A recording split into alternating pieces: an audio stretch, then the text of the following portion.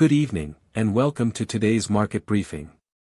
Let's start with a quick snapshot of global markets.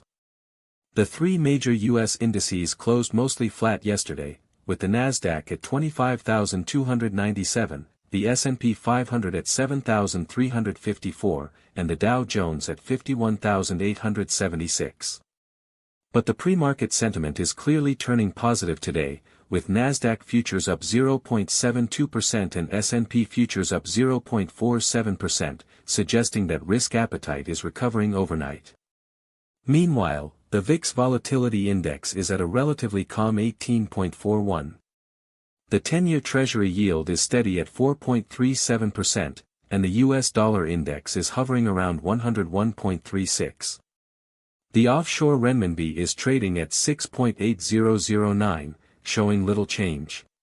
In commodities, WTI crude oil rose 1.21% to $70.07, while spot gold edged up 0.11% to $4,083. Bitcoin, however, fell 1.93% and is now at $59,067. But the most striking move today came from Chinese A-shares. The Shanghai Composite tumbled 2.26%, and the Chinext index plunged a staggering 4.07%, with investors seemingly dumping stocks at any cost. There are three main reasons behind this sell-off. First, the market is worried about the upcoming June manufacturing PMI data, which is expected to come in at 49.7, below the 50-point expansion threshold. Second, the U.S. announced new semiconductor export controls last Friday, while also maintaining tariffs on Chinese solar products, delivering a double blow to the tech and renewable energy sectors. Third, capital flows are clearly under pressure, with foreign outflows becoming noticeable. Market pricing power has been completely taken over by pessimistic sentiment.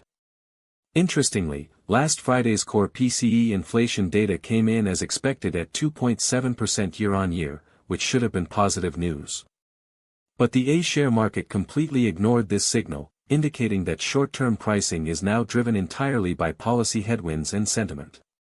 This sharp contrast with the rebound in U.S. stock futures is striking. The two markets are being driven by completely different logic. A-shares are under pressure from geopolitical tensions and weak domestic data, while U.S. stocks are recovering on expectations of interest rate cuts. This cross-market divergence means that capital is not flowing in a single direction. Looking at the triple linkage between currencies, equities, and bonds, we see divergence rather than resonance. The US dollar index is stable, and the renminbi has not depreciated significantly despite the A-share crash, suggesting that the central bank may be using its fixing rate to maintain stability. Market expectations for a one-way renminbi depreciation are not strong. Treasury yields are also steady, with no selling triggered by the U.S. stock rebound and no significant safe haven buying from the A-share panic.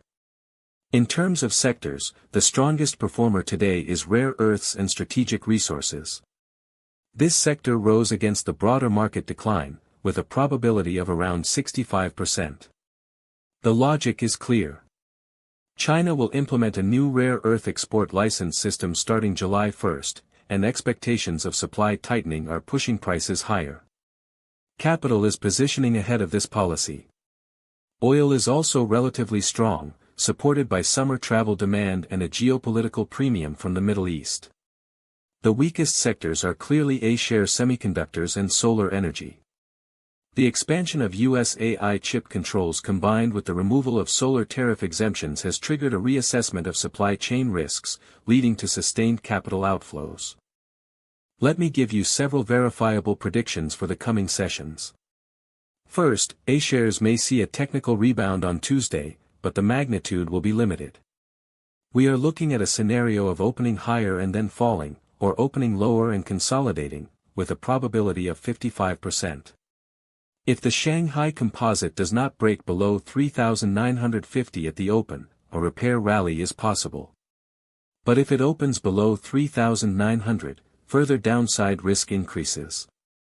Second, the rare earth sector is likely to continue leading, with a 60% probability. There is a window of 2 to 3 days before the July 1st policy takes effect, during which we may see continued buying. Third, S&P 500 futures may face pressure during the pre-market and early trading hours. Weakness in tech stocks, particularly Nvidia and the QQQ, could cap the broader index. If S&P futures cannot hold above 7,450, the rebound may be limited.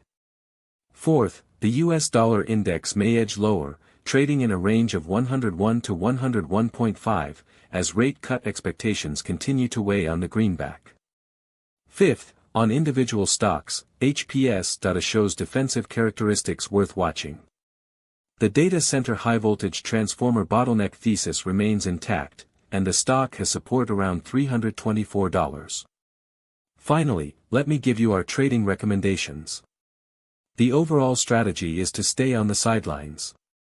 The panic in A shares is not over yet, and the US pre-market rebound needs to be confirmed at the open. We do not recommend catching a falling knife. If A shares stabilize at tomorrow's open, with the Shanghai Composite not breaking below 4,000 foreign outflows slowing, investors could consider small positions in rare earth or strategic resource ETFs.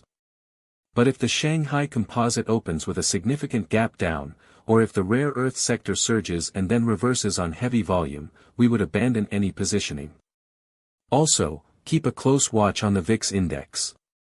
If it quickly rises above 20, or if the US dollar index rebounds above 101.8, this could trigger a global systemic risk-off event. Our probability assessment for today is 30% up, 40% sideways, and 30% down. The market is undergoing a structural divergence. Our directional conclusion is clear. Stay defensive in the short term, focus on policy-driven structural opportunities, and wait for a stabilization signal after the panic selling subsides.